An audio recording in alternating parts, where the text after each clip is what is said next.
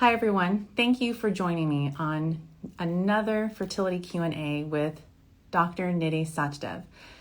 I literally got 7 pages, single space typed of questions from you guys, so we're going to do our very best to answer each and every one of your questions. So if you don't hear an answer to your question, please know we're really going to do our very, very best. But I'm going to have her back on again another day. I have embryologist Dr. Carol Kircho coming on tomorrow, and then I'll be back on Thursday. So thank you guys for joining us today. And I just want to share just a little bit of my thoughts, just, deep thoughts for a moment here. And my deep thoughts are this: attitude is everything. You want to find someone who believes in your goals just like you do and wants what you want just as badly. And I actually had a patient who once told me that I wanted her to have a baby more than she did. And I kind of believe that, because I feel like each struggle, each journey is like my own. And I want people to know everything that I know before they start their journey. And you have 2 doctors that are going to be on here today, me and Dr. Sachdev, or Dr. S is what her patients lovingly call her, that believe in you and believe in your goals. So thank you guys for tuning in. Thank you for sending in your questions. And I'm going to bring her up right now.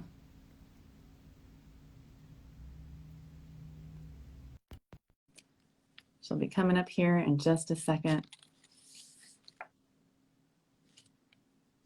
Almost there. There she is. Hi, Hey, how are you? good. How are you doing? I'm doing awesome. Thanks for joining us today. For people who don't know who you are, and I know everyone knows who you are, just tell us a little bit about yourself, about your practice. Go for it. Hey guys, how's it going? My name is Dr. Nidhee Sachdev, or Dr. S as people call me. I'm a reproductive endocrinologist here in Newport Beach, California. I practice at OC Fertility, and we're part of the CCRM network. So we're part of CCRM Orange County. Awesome. Are you ready to get started? Let's do this. I hope you have water nearby, because I'm telling you, we got Always so do. many questions. Okay, All right. so what I'm thinking is the first 30 minutes, we're going to try and go through as many of the email questions as possible, because I definitely want to get to the live chatted questions too. Okay, here we go. Yeah. Okay. I appreciate you taking on my story or talking about it. I'm 35 years old, got pregnant pretty easy at 32, and gave birth to a healthy baby boy. I've now been trying for a year. My AMH is 1.4. Everything else seems pretty normal. My partner's sperm count is on the lower side, but within normal limits is what they say. Same with motility. My fertility doctor mentioned IVF, and I really want 2 more kids. Would you do IUI or go right to IVF? What would you say? I would say I think you're a good candidate for IUI, but if you're 35 and you really want 2 more kids, I would recommend that you move towards IVF just so you can build your family. Ideally with IVF, you'll have more than 1 embryo, and if you do, then you have the opportunity to kind of bank or build and keep embryos for when you come back. Because if you get pregnant with IUI now and you're 35, if it takes 2 or 3 months, that's great. But let's say you come back and you're 37 or 38, ready for your 3rd baby, well then you might have a little bit more of an uphill battle. So if you create those embryos now when you're 35, it'll optimize your chances of building the family that you really ideally want later on. Totally. Beautiful answer. And figure out what's making the sperm a little slow, right? Put the sperm through a sperm fitness challenge if you can. Okay, here's another great question. Hi, doctors. I hope you're doing well. I had a subchorionic bleed and clotting this past Sunday night. My ultrasound showed the sac, but my HCG level dropped. The next day, my ultrasound unfortunately didn't show anything. My PGS tested embryo didn't work. I wonder if it maybe had implanted in the right place. Would it have been able to survive? What are your thoughts about why it didn't implant well? They said that it was implanted on the right side or right angle of my uterus, maybe not the right place. What should I do differently? This was my 2nd frozen embryo transfer. The first one was a biochemical. I'm sorry to hear that. Well, there's a few things that we could do. One, evaluate the anatomy. Sometimes there could be some underlying scarring, there can be a polyp, a fibroid, or something that's distorting the anatomy.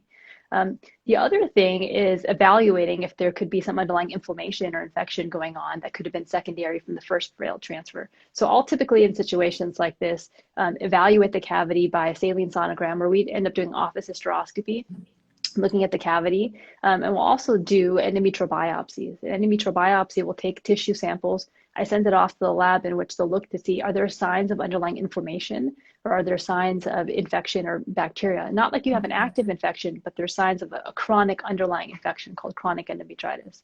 I can do that. And we've talked about this before, Dr. Aimee. Sometimes we'll often recommend something called an ERA, Endometrial Receptivity Assay. And So if someone's had 2 prior transfers that didn't result in an ongoing pregnancy, I talk to them at the pros and cons of doing the ERA. Right, I agree. And I don't know how old this follower is, but potentially based on her age, look at how many embryos you have and maybe Yeah. make more embryos now before you decide on what you're Yeah. going to do next. Take the time to do that. Totally. Great. Okay, here's another question. Thanks in advance for reading this. I appreciate your time. I would like your opinion on my unexplained infertility. I always just roll my eyes a little bit because my theory on unexplained is there's no such thing. It just means someone didn't explain it to nothing. And I know that you're going to help us explain it here.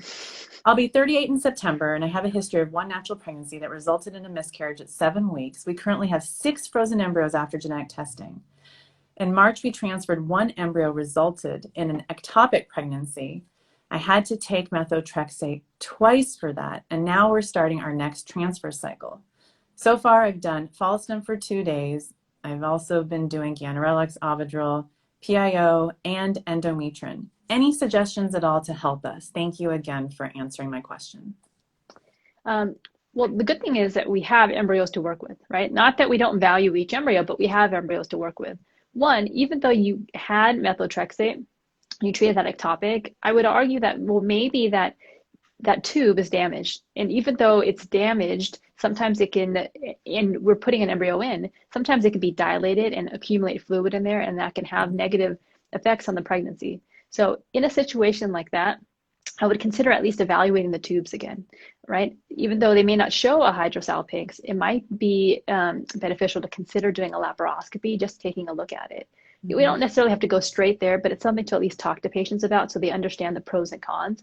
In your case, since you have multiple embryos, you might think about doing another transfer, and then in the event that doesn't work, then going to a laparoscopy. But everybody's different. Some patients want to be aggressive and do everything up front. Some patients want to know about the options and then kind of go in one by one. Absolutely. And it feels like you're almost going backwards when you do stuff like that. But I always say, let's take a step back. Let's really understand the diagnosis and let this pregnancy teach us about what's going on. And doing an HSG laparoscopy, all excellent suggestions. Here's our next question. I have a question regarding surrogacy. If I wanted to go through the surrogacy process, can I select the person that I want to work with? Also, what can I do if I wanted twins? Okay, so yeah, so surrogacy, or being a gestational carrier, so the term surrogacy is a kind of a little bit outdated, right? So surrogacy in its traditional form was that a male would donate its sperm and that person who carried the pregnancy would use their own eggs. Now we use gestational carriers, in which typically the embryos are made from the intended parents and their sperm, and then they're transferred, and that person is then just carrying the pregnancy and delivers the pregnancy for those patients. But yeah, so gestational carriers are often not anonymous. The majority of the time, they're not anonymous. So whether you choose to have a gestational carrier or somebody that you choose on your own, whether it be a family member or a friend, or you use an agency, you have full autonomy over choosing who's going to carry your embryo. So when working with an agency, there's still profiles and things that you evaluate and you go through, and you have criteria when you're looking for what would make you comfortable with someone to be your gestational carrier. Once they've met that, then you have an interaction with that patient. You can now Zoom or FaceTime. Once you feel comfortable with them, we'll do medical screening and make sure that everything seems appropriate. Yeah. Twins, that's an interesting conversation that we often will have with patients. So what's the deal with twins, right? As a fertility doctor, I advocate for 1 healthy pregnancy at a time. Right. So when patients have twins, it just increases the risk of preterm delivery. Now, using a gestational carrier does not preclude you from having twins, but that's a longer conversation, and it depends on how old the intended parents are, how many embryos they have, and the quality of the embryos. And it also is a conversation with a gestational carrier. Many gestational carriers are open to having 2 embryos transferred into having twins, while some aren't. And you also have to look at their underlying medical conditions, if they've had C-sections before, had they carried twins and such. So long and the short of it, yes, you totally get to choose your gestational carrier. And 2, twins are not off the table, but it is a much longer conversation. You'll have to arm wrestle us. Yeah. And I've been working out, so I think I usually win every single time to transfer to. Okay, here's another question. My husband and I have been trying to conceive for almost 2 years now. January 1st, 2020, my doctor prescribed Provera and clomid. I'm currently on 150 milligrams of clomid. According to the LH test that I take twice a day, I've never reached peak. I've only gotten highs. Also, I feel like since I've been on the medicine, I haven't had any cervical mucus when using the wiping method. I did blood work for PCOS. It came back normal. I do have cysts on my ovaries. It's so stressful. What do you recommend? Okay, I have multiple thoughts. So Yes. one, PCOS is a spectrum. Okay, so it's defined by having irregular menstrual cycles or not ovulating regularly, by having an elevation of male hormones, and having ovaries that are PCOS-like, having multiple cysts on them. So just because you don't fit into two of those three buckets doesn't mean that you don't have some sort of underlying anovulatory issue, or an issue meaning you're not ovulating regularly. Okay. So the other thing is that when you're taking the clomid medication, we have to make sure that you're actually responding to it. So not everybody who gets clomid actually grows an egg, grows a follicle, and then ovulates.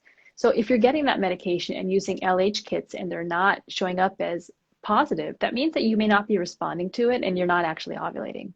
The problem with some of the ovulation kits is that they're just a little too fancy, in my opinion, is that, there's a peak and then there's like the super peak. And so sometimes if you have underlying issues where you're not ovulating, the hormone that ovulation predictor kit uses to pick up whether you're ovulating or not is called LH. And so you may have a higher baseline LH, whereas someone else might have a lower. So when that test uses to pick up a peak, you might always be part of the peak, but not at the super peak or the high, or whatever term they used.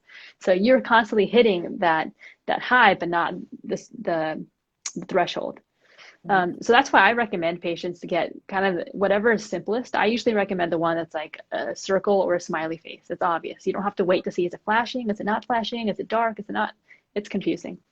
So, but what I would recommend is that you, if you're getting clomid, if you're doing it with your OBGYN, ask if you can have ultrasounds to monitor if you're actually ovulating. And two, if you are, oftentimes I'd recommend you using a medication that induces ovulation, like a trigger shot. That way we know you responded to the medication and that you actually are ovulating and that you don't have to worry about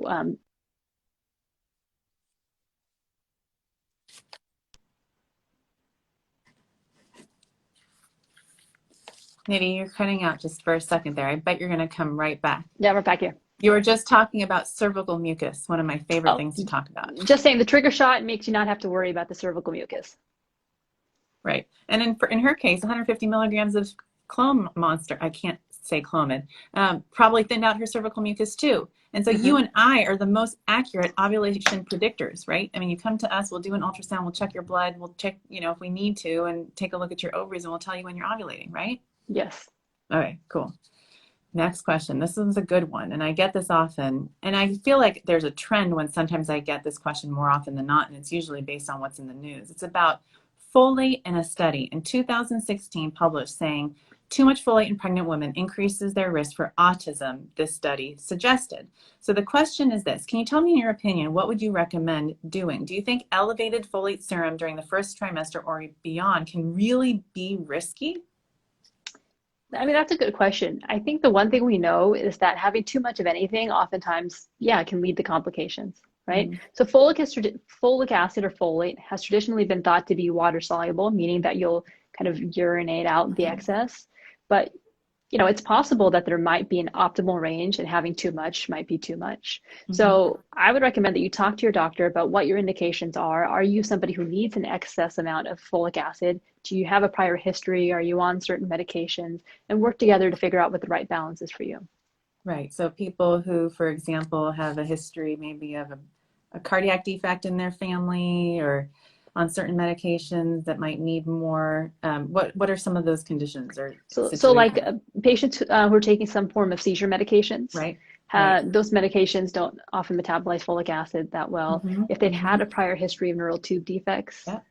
So those are the big ones. Perfect. Okay, next question. I give a lot of patients aspirin, almost everybody, unless you have an allergy or you just don't tolerate it well, during their frozen embryo transfer. So the question is, what are your thoughts? I know there are a few studies that show some differences in favor of a combo of aspirin, maybe even with dexamethasone. What are your thoughts on this? Would love to hear them. Yeah, so I'm a big believer in baby aspirin, especially for frozen embryo transfers. I think baby aspirin is really, it's going to be like a prenatal vitamin soon, I think. It's been shown that it has benefits in helping with implantation. It's been shown that it has benefits in helping with embryo transfers and IVF. It's also been shown that it might help decrease our risks of preeclampsia for patients who had a higher risk. And so, yeah, I recommend baby aspirin for all of our patients undergoing embryo transfers. And even more recently, I saw a study about preterm labor. I mean, you're right. It should be maybe in the prenatals for some patients. Yeah. Okay. Another question, duo stimulation. Impact on egg quality. In which cases would you recommend it? Is it convenient to do 2 duo stims in a row, meaning like 4 egg retrievals in 2 months? Is that something that you do? So I don't routinely do it in patients, but I do think there are a certain subset of patients in which I think it would be worth doing. So a duo stimulation, basically you do a stimulation like you would for regular IVF, and then after you retrieve the eggs in what's called the luteal phase, you pick right back up and you do it again with the thought that you can get just as many eggs in half the amount of time. Right. It seems like a good idea because studies have shown that luteal starting stimulation in the luteal phase, like we've done in cancer patients, seems to work well. The only downside could be is that sometimes when you're monitoring the patients right after they've had a retrieval, it can be a little tricky. Right. So in patients that I don't routinely do this, but I have patients that I think it would be a benefit is that if that window of time is really making a difference for you in your outcome, I would recommend doing it. So in patients who are kind of in their mid 40s or patients with cancer, which they don't really have a long window of time if they want to do back-to-back stimulations. In those cases, I would recommend it. Yeah, I mean, I haven't had much luck with it personally. I have tried it, but I didn't feel like it gave me the results that I wanted. But I do know that there's doctors that swear by it. So if your doctor has that special sauce and they swear by it, I would say go for it. Okay, next question. Is there a standard number of hours between your first PIO shot and the frozen embryo transfer? What do you do in general? So typically it's about 6 days of progesterone to the day of the transfer.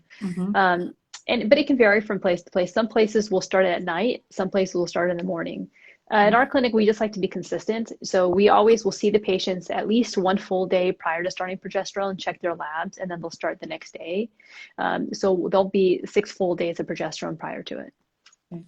And then here's another question, same follower. If you've had 2 failed transfers of BB embryos that weren't PGA tested, does it qualify as recurrent implantation failure? Anytime you've had 2 embryos that didn't implant, I consider that recurrent implantation failure. It doesn't have to be that you test them to be normal or not. Got it. And then what kind of workup do you do in a patient like that? Yeah, so those patients are tough, but I typically kind of go back and I'd be systematic. So recurrent implantation failures, I'll check their hormone profile, check their vitamin D, their thyroid, make sure they don't have underlying diabetes or prolactin. I'll do a uterine cavity evaluation with a saline sono or office hysteroscopy, kind of for the same reasons we talked about beforehand.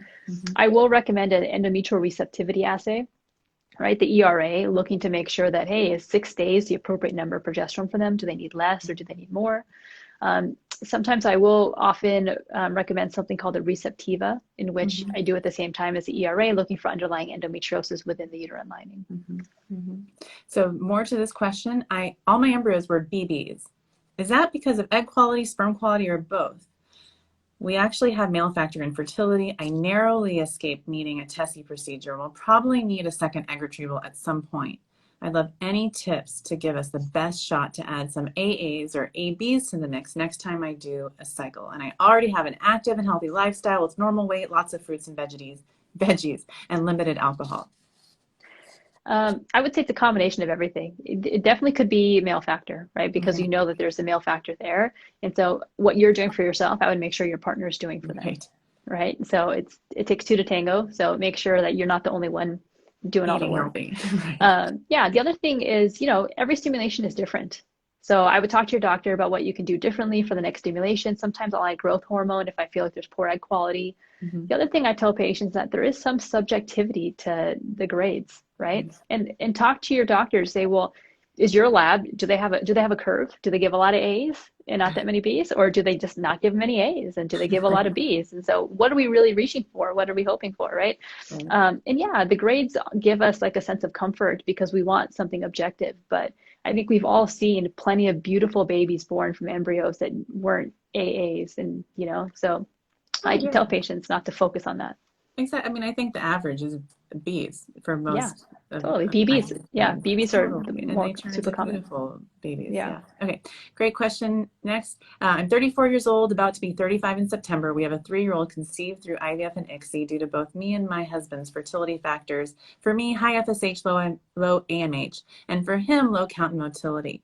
But in August of 2019, we conceived our second baby naturally and miscarried at 9 weeks. We're again trying to conceive, but it's not working. What should we do from here?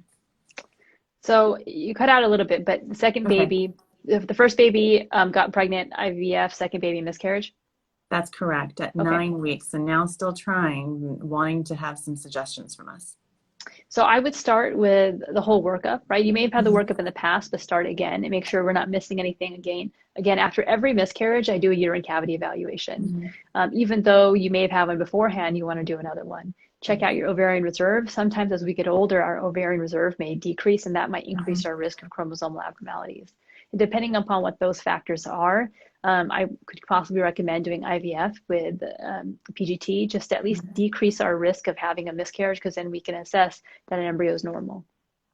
Right, I totally agree. And with the issues of having high FSH and low AMH, doing IVF sooner than later is probably a good thing to consider and talk to a fertility doctor about. So she also asks, I'm taking cod liver oil, omega-3s, vitamin A, vitamin D all together. Is that safe for me to take while I'm trying to conceive? So omega-3 is okay to take. It's often Mhm. in prenatal vitamins. It's a form of Right, DHA. right.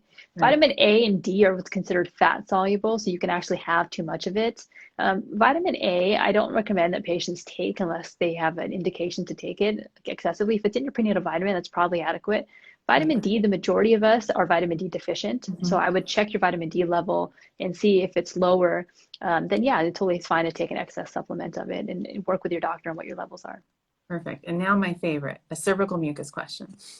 I have all the signs of high fertility. I have egg white cervical mucus. It's nice and clear, but I just don't get a line on my OPK that tells me that I have ovulated and it's strong. What does that mean? Well, it could mean that your OPK just isn't working for you specifically, Mhm. right? Right. Or it could just mean that you're not necessarily ovulating. So a low-tech way is to just keep track of what days you think you're ovulating and keep track of when your period starts, when you think you're ovulating, and when you get your next period, if you do get another period, and Mhm. keep a log to say, hey, is it 14 days from when you think you ovulated, plus or minus? And then you can assess, hey, am I able to tell that I'm ovulating? The Right. other way is fertility doctors can evaluate via ultrasound whether you're growing a follicle. We can assess with blood work with your progesterone level, or even your Mhm. OBGYN can also assess that too. Yeah, perfect. Okay, now on to endometriosis. Does endometriosis affect egg quality? And a little bit of background. I'm preparing for a fresh embryo transfer in October. I'm 44 years old, stage 1 endometriosis with 1 fallopian tube. I've heard endometriosis can affect implantation, but was wondering if it can affect egg quality as well.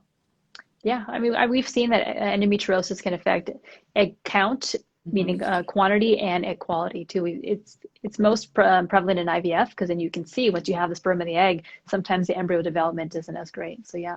Right. And then do you have any supplements that you ask endometriosis patients to take in particular because they have endometriosis? Not particularly supplements, but it depends on their age. Sometimes I'll Right. pre-treat them. I'll Right. give them like, to try to suppress things, because studies have actually shown that if you offer some sort of suppression for a few months prior, their IVF outcomes might be better, but then you have to Mhm. take into consideration their age. In this patient, Right. I wouldn't necessarily advocate taking 2 or 3 months off to suppress your IVF. I think given that it's likely stage 1, I would just Mhm. proceed. Yeah, I agree. And sometimes I ask patients to take N-acetylcysteine, and I know you recommend CoQ10 as well for patients Yeah. who, are going through IVF. Okay, next question. I'm 33 years old. I've been trying to get pregnant for 2 years. My husband and I don't have any certain issues. I have lower thyroid, maybe a bit of vitamin D deficiency. Last year, after 7 months of trying and an HSG, I got pregnant, but then was diagnosed with a miscarriage, and it turned out to be a molar pregnancy. And I had to wait 6 months until my HCG levels got back to normal. Now it's been 9 months. I've been trying and no results. I'm worried about my age. I know my biological clock is ticking. I'm 33 and I really want to have at least one baby before I'm 35. Here are my questions. Should I go right to IVF? And if not, what other suggestions do you have? And there are a couple other questions that she has, but what do you think about that? Okay, so I don't think that patients who want to go straight to IVF, I don't think it's a bad idea, especially if you want to have a bigger family and you want to build your family. That being said, without knowing, having seen you myself and seen your ovaries, if you're 33, overall your prognosis is still pretty good, Yeah. right? You're young, your ovarian reserve, even if it's on the lower side, your quality is probably good. So, I would say that I think it would be fair, given that there's no other issues to try ovulation induction for a few cycles, but I typically don't recommend going a lot longer than 3, then going to IVF. But I don't think there's a wrong answer. It's what you're comfortable with. Awesome. And then what tests, and I think this goes along the lines of what you would talk about next, what tests could potentially identify any issues about my fertility? So sperm count for him, right? Your ovarian reserve and AMH is important in an ultrasound. Those are the big things. And obviously a uterine cavity evaluation just given your molar pregnancy. And then she shared that her sister doesn't have periods, hasn't been able to get pregnant, and she's concerned that maybe what's going on with her sister could somehow be genetic and be affecting her. And her sister is 6 years older. It's possible. There are definitely some, there are definitely some syndromes associated with the reproductive tract that have connections with our genetics and our siblings. So like PCOS, endometriosis, premature ovarian failure. Right. So it's possible. So given that history, I would definitely recommend being evaluated by a fertility physician. Yeah, and get your AMH level checked. That's probably the easiest thing that you can do any time of the cycle to figure out what's going on. Yes. Okay, here's the next question. This is related to PCOS. And here we go. I'd like to ask what could contribute to a low rate of egg maturity in someone, actually, I lied, without PCOS during IVF. This is not about PCOS. Okay, sorry about that. Okay. I had more than 10 follicles, only 10 were retrieved and 3 were mature. My protocol consisted of Lupron, Follistim, Menopur, and HCG trigger. My doctor thinks I might need more than 36 hours after the trigger, maybe 37 before the retrieval. What else could it be? That's the question. So sometimes it can be you have something that we call an asynchronous cohort, right? So when you're doing ultrasounds, we're measuring follicles. If you have a bunch that are big and a bunch that are small, the bigger ones are likely to be mature and the smaller ones are not. So that could have been the issue. And there are things that we can do to try to prevent that from happening. So we can pre-treat you with medications called estrogen, or antagonists to try to, what we say, can kind of create an even or synchronous cohort so that your eggs are kind of on the same page. So we give you the stimulations, they grow together. The other things are maybe there are different triggers that might work. It depends on the person and their body habitus. Oftentimes we'll check labs after they trigger and maybe you just didn't mount enough of a response. So sometimes in those patients, we might, instead of giving it subcutaneously, give it intramuscularly. Oftentimes, we will try delaying and retrieving a little bit later. We standard will do 35, sometimes we'll do 35 and a half, kind of push it to 36 to see. So I do think that there could be variations within that.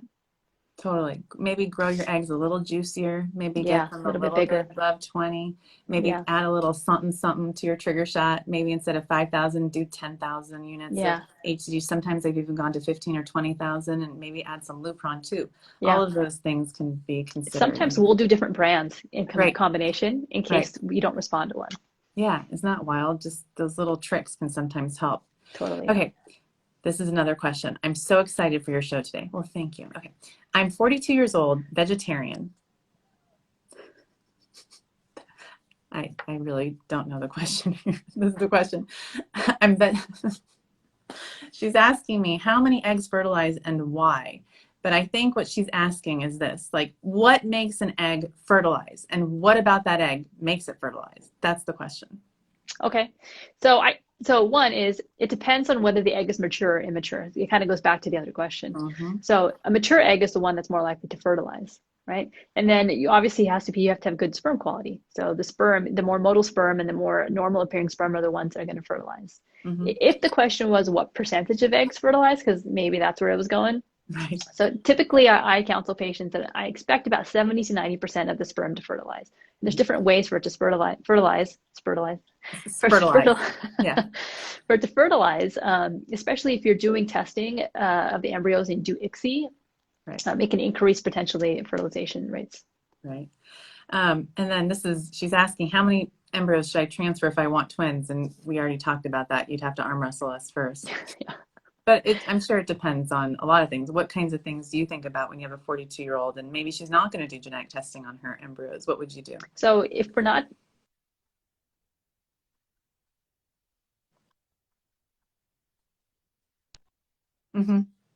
How many would you transfer at 42? Put out by ASRM based on our age. That gives us recommendations. So in that age group, I often will transfer multiple embryos to increase their chances of getting pregnant. because the chances of, many of those embryos being chromosomally abnormal are higher. Right. And what options does a patient have? She's asking for embryos that she doesn't transfer. Oh, to freeze them. If you freeze them, then if you don't Totally. get pregnant, then the subsequent cycles. Yeah. Perfect. Okay. Next question. I'll do a better job with this one. Okay. Here we go. I'm 30 with an AMH of 0.1. I've been pregnant twice. Miscarried due to a septum, and the septum has now been repaired, and we are struggling. We just had our first IUI that was unsuccessful. How many IUIs do you think I should do before I do IVF? And I'm so appreciative of the education you're providing me. 37, I would say 2 to 3. No, she's 30 years old with an 30. AMH of 0.1. Oh. Yes. Oh, she's 30. So I would say 3. I mean, typically after about 3, I would say start considering being more aggressive and moving to IVF. Yeah. Or, if you're 30 with an AMH of 0.1, you want 2 kids, just go right to IVF like we talked about earlier. Yeah. Right. Okay. This is a question about secondhand smoke. Okay. I don't smoke, but my husband does. He doesn't do it around me, but he does do it inside the house in his office. And what about marijuana smoke? Again, I don't, but he does. And I'm worried that this might impact my frozen embryo transfer success. What do you think? Yeah, so secondhand smoke has been shown to decrease fertility rates and decrease pregnancy rates and implantation. So I would strongly talk to your husband about recommending that he cut back on smoking, and try to avoid being around him at all while he does it. Because not only that, just even like the way he smells and Right. The toxins can affect things. And what if he still continues to smoke? I mean, that's just so hard on us. Like, we're putting our bodies through so much. The shots, the medications, the hormones, the ultrasounds, and then, that's just so hard on the relationship too. Yeah. I would just tell him, if you don't smoke, all of the poopy diapers will be yours to change forever and ever and ever. Okay, here we go. Dr. Aimee and Dr. Nidhee, I'm so excited and looking forward to the upcoming IG Live. Thank you. We're here. I hope my question is one of them that are selected, and clearly it's been selected. I'm 43 years old. Both my husband and I have been trying to get pregnant for a while. We've done 3 unsuccessful IVF cycles, and we're not giving up. We're gonna exhaust all our possibilities before we decide to use an egg donor. If we use an egg donor, we'll be using my husband's sperm. Using a donor is not something we're going to disclose to those around us, because sometimes they can be snarky about their opinions. That being said, the baby will obviously share my husband's genes, but not mine. Here's the question, and I get this a lot. Can the baby end up taking any of my traits, any resemblances, for example? What do you think? Oh, totally. Yeah. There's more to it than just the sperm and the egg and that DNA. Carrying the baby, there's epigenetics and things, and not only just that, being around the baby once the baby's born, right? Yeah. So I think I talked about this last time. Yeah. There's studies that show that married couples look like each other. The same thing happens, right? So you'll have certain mannerisms of your face and how you look, how you do things that your kids will then pick up on, and then they'll end up, sharing your face, your facial gestures and things. So I wouldn't be concerned about that. Yeah, my husband and I are not related, but we have been asked if we are siblings before. So I think you're right. Yeah. We've been together for 50 years. It's been a wonderful 50 years. Okay, here's another question. I was days prior to my frozen embryo transfer. I went in for my final ultrasound before the transfer, and the doctor detected fluid in my right fallopian tube, a hydrosalpinx. The transfer was canceled. He told me that surgery is the only option. Here's the question. Could the fluid come back and change each month? Can we still continue to try on our own? Would that be safe? What would you say to that? Yeah, I think trying on your own is totally appropriate, but if that's something you want to do. But I do recommend that you have that tube taken out so that fluid that accumulates doesn't negatively affect your embryo transfers and getting pregnant. I don't think it's unsafe to try on your own, but I do think that it could potentially have a negative effect on your pregnancy. That being said, do people get pregnant with them in place? Totally. And I have. But if you're going to do a transfer, I recommend taking it out. And the other thing is the right tube looks like that on ultrasound. The left tube could still have fluid in it, and you just don't see it on ultrasound. So do an HSG before you waste time getting pregnant to find out that it was truly wasted time. We definitely don't want you to do that and be like hoping you had done or wishing you had done that test up front. So that test is called a hysterosalpingogram. Here's another question. We are in Europe, and I just had my fresh transfer yesterday. I'm 33 years old. My AMH is on the low side of normal, and the morphology is 1 to 2% for my husband's sperm. We made 6 5-day blasts, and they're beautiful. 2 are 5AA, one was transferred, one in the freezer, and then I also have a 4AA and a 3BA. We do not do PGT in Europe where I live because of my age. It's not allowed. What do you think my chances are with a 5AA blast at the age of 33 to have a live birth? I would say it's pretty good. It's about, especially because you Yeah. had multiple embryos frozen, I would say it's about 50%. Mm-hmm. Mm-hmm. And maybe her issue was just fertilization because the sperm quality was on the lower side. Yeah. Okay, great. So here's another question, and it's related now to endometriosis, adenomyosis, and egg quality. So she would like some insight into the effects of Zoladex treatment on both of them. She's 29 years old. Her AMH is 4 nanograms per ml, and she has both adeno and endo. And she's currently doing a 3-month treatment of Zoladex, and she starts STIM in 5 weeks and wants to know what number of embryos and what % pregnancy would she likely get at the age of 29? Like, what would you predict for someone like that? So 29 AMH of 4, Yeah. been treated with endo. Yeah. So Yeah. it depends on your stim, but I would expect you to get at least between 15 to 20 eggs, and ideally have at least 5 or 6 embryos. And out of Right. 5 or 6, hopefully you have at least 3 or 4 that are normal. Yeah. But sometimes with endometriosis, though, it can affect, like we talked about before, it can affect the quality of the egg. So sometimes they will see you would think, oh, this is going to be great. They're young, they have a good AMH, but then maybe the embryo quality isn't as good. Maybe the blast formation isn't as good. So we have a lower number.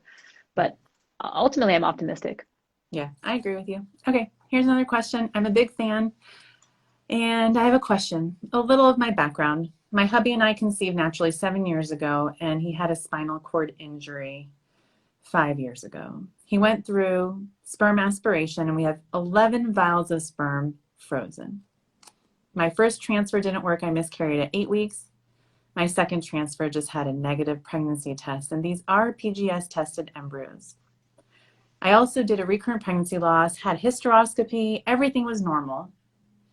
My question is, why did my first transfer implant and the second not implant at all? Do you think another protocol would be better for me, like a natural transfer protocol, since I've had a baby before and carried to full term? I'm just so confused. I'm 40 and so scared. We have 2 PGS tested embryos left, and I'm afraid none are going to give us what we want. I don't know what else to think, and I'd love your feedback. Oh, I'm sorry. Okay, so you've done a lot of testing, but other things that you can consider of the ERA, the endometrial receptivity assay, just to check that out. Sometimes we do see implantation, but then failed implantation afterwards.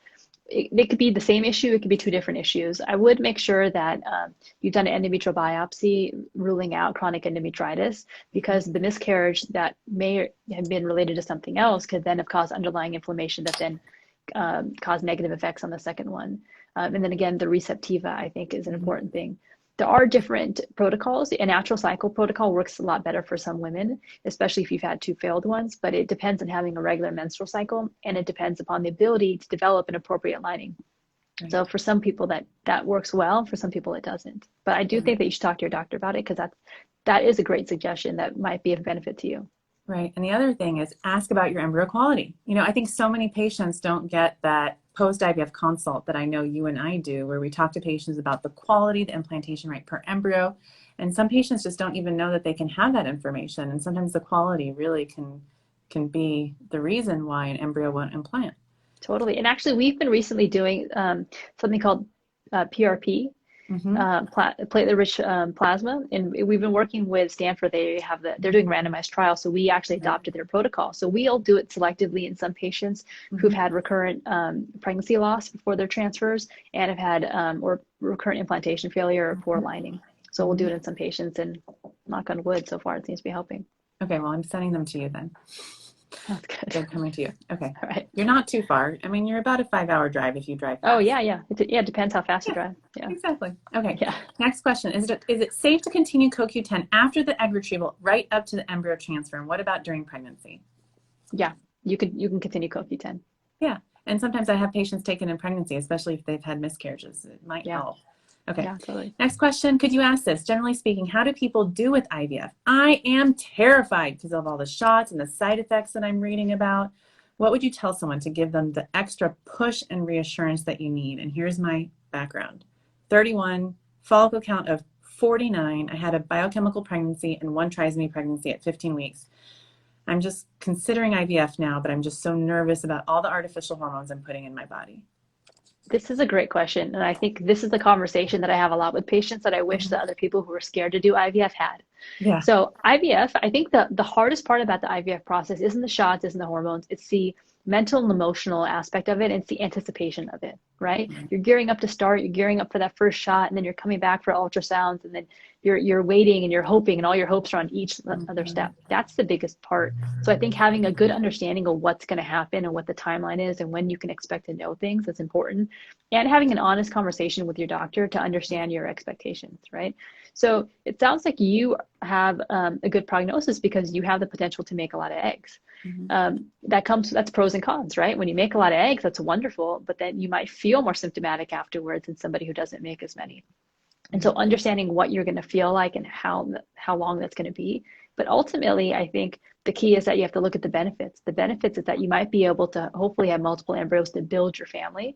So for many patients, they might only have to do it once. Mm-hmm. And the other thing is you're going to get information at the end of it, right? You're going to have an embryo that, okay, at least you don't have to worry. That's chromosomally normal. And you're going to put that in and knowing that doesn't eliminate, but it decreases your risk of having a miscarriage. And for somebody in this patient situation, having gone through that, and that's a terrible situation, that they can know that at least that chances of that happening are much less. Right. And you're talking about her biochemical and the trisomy 15. Yeah.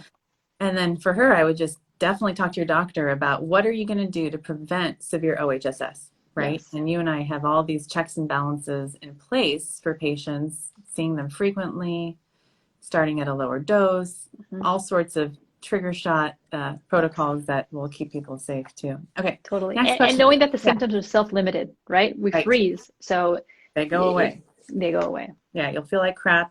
You'll curse my name. But I'll be there every step of the way to make sure you're safe, and you will be safe. Okay. I know it's not a funny joke, but I say I haven't lost a patient yet. It's not funny. Okay. Yeah. Here we go. How do we know optimum time to trigger to get the ideal number of eggs for an egg retrieval? So how do you do that? What's your approach? I mean, you gotta look at the whole picture, right? So you want to see how many eggs you have, how many follicles do you have, what are their sizes, and does it make sense to go an extra day, or what are you going to gain from going an extra day, right? If they're even and you have what's called a standard distribution or a bell curve distribution, then I expect on average about 80% to be mature. Right.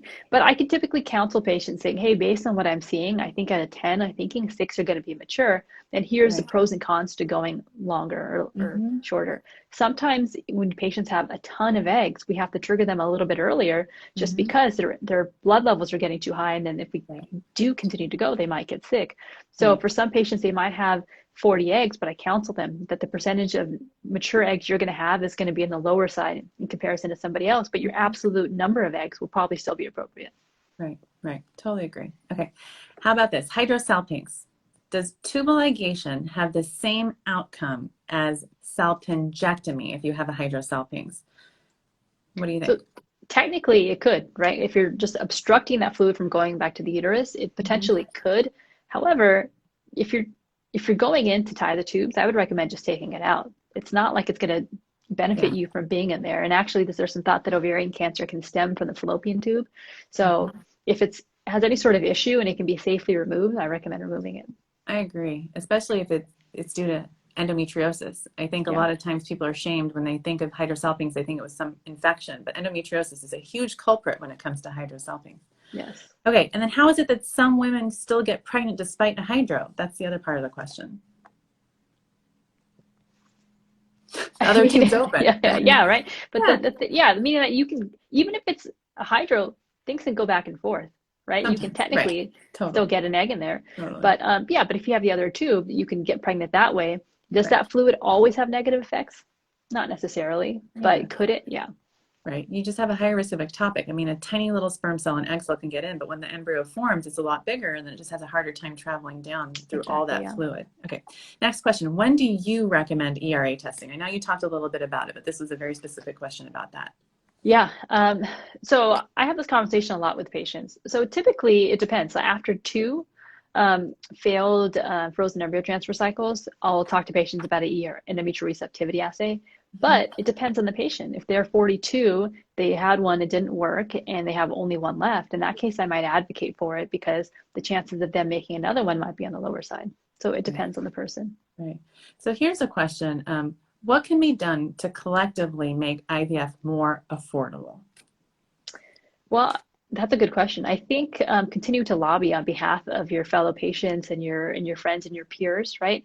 I mean, every state is different. California isn't at the same level as other states like New Jersey and Illinois, where it's a mandated state where they all have insurance coverage. So I think continuing to lobby, but California does have something in that insurance providers are required or encouraged to provide fertility preservation treatment for patients. So I had 2 patients this week that actually enacted that bill. And that's important to know because when you call your insurance, they may not willingly give you that information. But if you ask about that bill, then you'll get that information.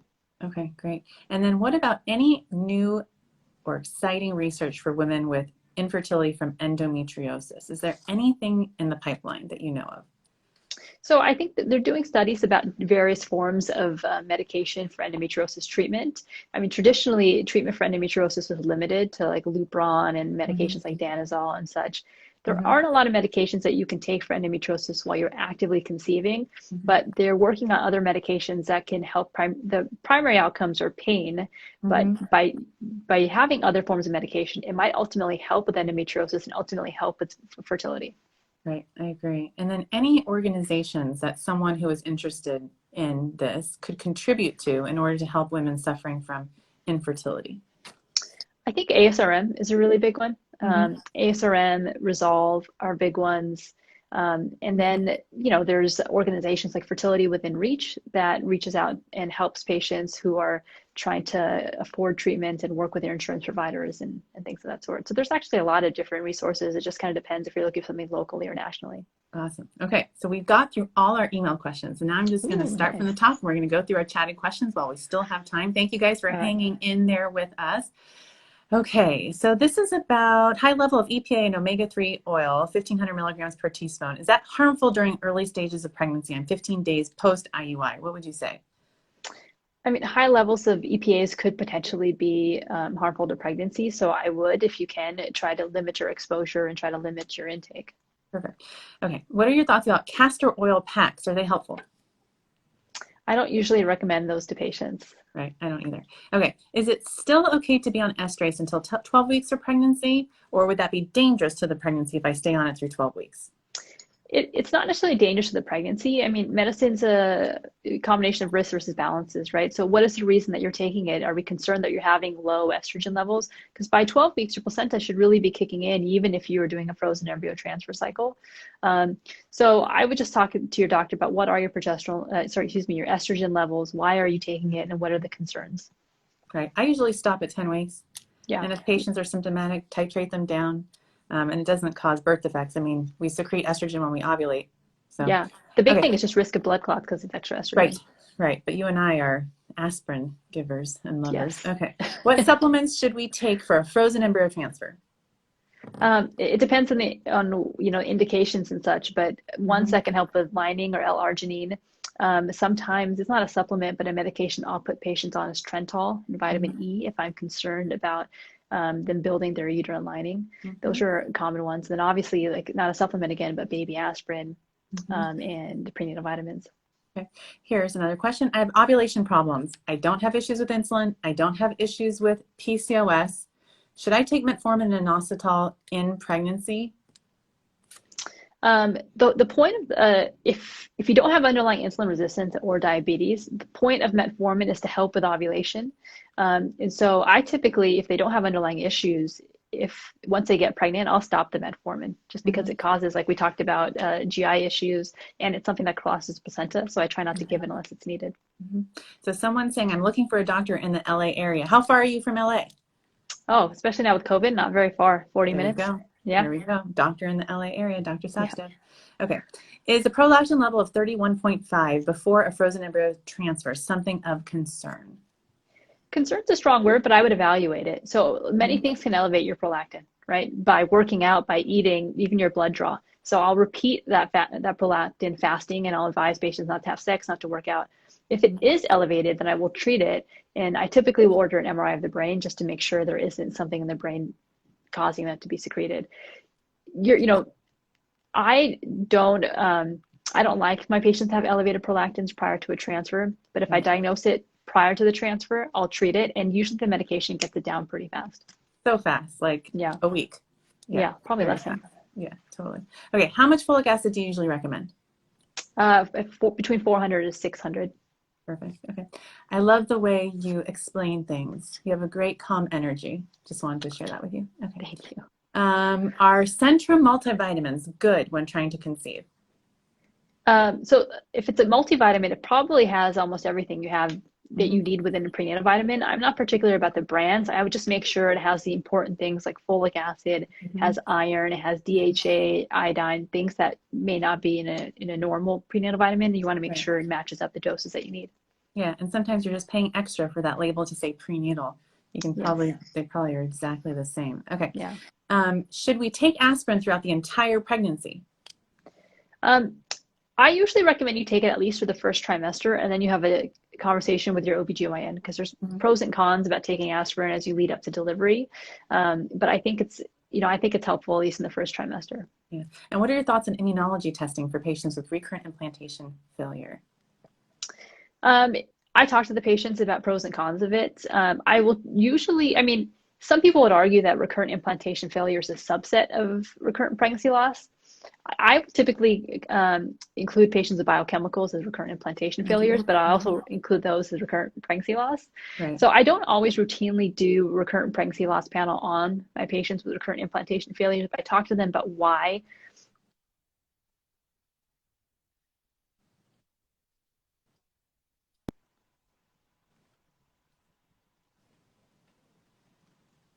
There you are. You were cutting out a little bit, but I think I knew what you were talking about. So I'll go to the next one. Okay. Perfect. So my OB/GYN diagnosed me with PCOS based on a day 3 FSH of 7, LH of 7. Is that even possible? Because my ultrasound showed no cysts. She said something about my LH ratio is 1 to 2. What does that even mean? So in PCOS, patients have an underlying elevated levels of LH. So you can use an LH to your FSH ratio to determine if you are possibly somebody with PCOS. Okay, great. And check your AMH, because if your AMH is high, then that's a sign maybe you don't have PCOS and your OB/GYN was just trying to be helpful to give you an answer, but come see one of us. Okay. Yes. I'm 38 years old. I just got my tubes checked and the left one is blocked. I've been told to try for another 2 to 3 months and then go for IVF. Is that what you would recommend as well? I would typically recommend going to IVF sooner rather than later. If you're just trying on your own at home, you don't know what side you're ovulating from. Right. The other side can swoop up and get the egg from the other side 30% of the time. But your time to conception is going to be faster with IVF, especially in the setting of a blocked tube. Great. Okay, agree. My husband's semen analysis numbers came back great. He's overweight, doesn't eat healthy. Can this affect our IVF outcome, i.e. embryo quality? Or is it all about the semen analysis results and not necessarily the lifestyle? No, I don't. The semen analysis doesn't tell us anything. People can have a low sperm count and can get, and have multiple babies. So yeah, your lifestyle is important, because what you're doing, what you're putting into your body is going to affect what we're putting out, and the sperm has an effect on embryo quality. So I would advocate for a healthy lifestyle and diet. Right. And a better test might be the sperm DNA fragmentation test that could potentially guide you as far as if lifestyle needs to be improved. Okay, here we go. Do you always recommend genetic testing of embryos if a patient has low AMH, regardless of age? I recommend it only because if you have a low AMH, you might have a higher propensity to make more chromosomally abnormal embryos. And although you may have fewer embryos to select from, if you were to transfer that and have a miscarriage, that could set you back a few months. So it ultimately helps with your time to conception. Right. It's personal choice, but I agree. Okay, my clinic is using a new genetic testing company. The new company will consider low mosaics as normal, whereas the last company would have considered that embryo as mosaic. What's your experience with low-level mosaics? So I think it's not just low level. I think it determines what type of chromosome it is. Is it a full chromosome or a segmental? The low-level mosaics and the segmental mosaics tend to act like normal embryos. They might have a lower implantation potential, but in terms of having healthy babies, they haven't really been shown to have a higher rate of abnormal pregnancies. And I think that's what's key. Yeah, love it. Lots of hope out there for people with low level mosaics. Okay. Would PRP help with vulvodynia? It's possible, but the way that we do PRP is different. We're putting it into the uterus. We're not injecting in different places. So PRP is often used for different like dermatological procedures. And so that's not what we're doing. We're doing it to help with the uterine lining or to help with implantation inside the uterus. Right. So you're just infusing it with a catheter inside the cavity. Yeah, like an IUI. Perfect. Cool. Okay. Someone's asking, what was that bill that you mentioned that you could talk to your insurance about if you needed egg freezing? Oof, I don't remember I don't know the number off the top of my head, but if you Google it, it's about fertility preservation in California, and I think it passed like October 2019. Okay. Next question. What is the most comprehensive genetic carrier screen test out there that tests the highest number of genes? Which one do you think that is? There's many. I don't have an allegiance to one of them. It's, we use Multiple Counsel, Invitae, LabCorp has Inheritest. Also, to go back, it's not all fertility preservation. It's for cancer patients, fertility preservation. Right. Yeah. I think LabCorp is at 500 genes and Semaphore is at 500, or at least going to be at 500 in the next week or so. Yeah. Okay. I had my first IVF cycle, no normal embryos. I'm starting next cycle in a few days. What can I do to improve the quality, and does it make a difference at this point? It's not going to hurt, right? So I would CoQ10, DHEA, and I would talk to your doctor about growth hormone. Those are the big ones that I recommend. Fully agree. If someone has a full complete septum, does it need to be removed prior to any fertility treatment? I would recommend yes. If it's truly a uterine septum, it's been shown that it increases your risk of miscarriages and preterm delivery and such. And if you're doing fertility treatment, I would recommend having it removed prior to the transfer. You could do an IVF retrieval if that's what you're doing, and then before the transfer, have it removed. Totally. Get your embryos frozen. Step 1, create embryos. Step 2, prepare for transfer. Step 3, get those embryos home. Okay, here we go. Do you recommend testing for dominant genetic mutations before conception or only recessive? Well, the panel should include them all. The majority of them are recessive, though. But there are a few dominant ones. But yeah, I recommend all my patients get tested. Do you give vaginal progesterone for a natural cycle with a frozen embryo transfer? I still do intramuscular. Yeah, you're mean. I'm just kidding. I do vaginal. I'm all about the Smurfgina. That farmgina is what I call it. Okay. 38 years old, AMH of 6.58. Is PGT really necessary? I mean, you could argue that nothing is really necessary, right? The whole point of PGT is a selection process. For somebody with a high AMH, you're likely to make multiple embryos. So if you had 10 embryos or 8 embryos, instead of putting them in 1 or 2 at a time, you can select to say, because out of 8, I would expect at least 4 or 5 to be abnormal. So that could really cut down on your time to conception. Right. Okay. I did an IVF cycle. It wasn't successful. My 1 egg out of 2 follicles that were retrieved, let's see here. Let me just make this easier.